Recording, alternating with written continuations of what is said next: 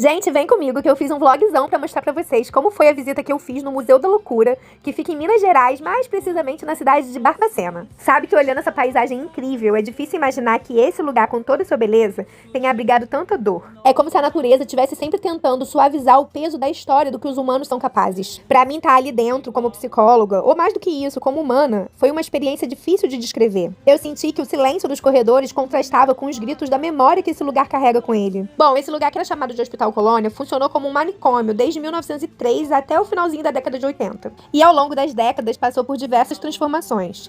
No início, ele tinha o objetivo de ser um hospital psiquiátrico com o propósito de cuidar. Com o tempo, foi se tornando um depósito de pessoas indesejadas pela sociedade. Sem estrutura nenhuma, foi crescendo com superlotação, negligência, violência, até ter sido comparado com um campo de concentração nazista pelo psiquiatra e filósofo italiano Franco Basaglia, que foi o principal articulador da reforma psiquiátrica lá na Itália.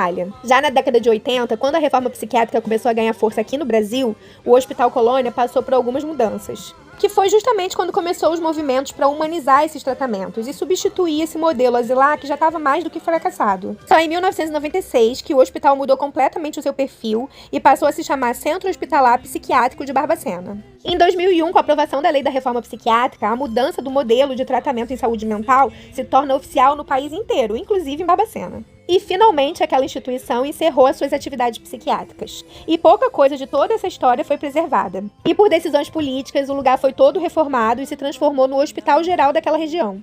Apenas um pequeno pavilhão isolado resistiu e em 2004 foi inaugurado esse que vocês estão vendo, o Museu da Loucura. E o guia que estava conduzindo a visita disse pra gente que parece que ainda reside por lá alguns poucos remanescentes da época do regime de internação prolongada. São pessoas que depois de tantas décadas de internação não têm vínculo familiar e nem lugar para ir. Mas hoje eles não estão internados, eles são livres, eles apenas residem lá. Bem, como vocês puderam acompanhar com essa visita guiada por mim, os documentos, fotos e objetos expostos no museu contam uma história muito dura, que não cabe ser romantizada e nem suavizada. Vocês perceberam que na linha do tempo que eu fiz é tudo muito recente, então a luta antimanicomial continua, firme, forte e urgente. Porque, gente, sofrimento psíquico jamais deve ser tratado com exclusão. E cuidado só é cuidado quando ele é humano. Por fim, essa história toda é sobre saúde mental, sim.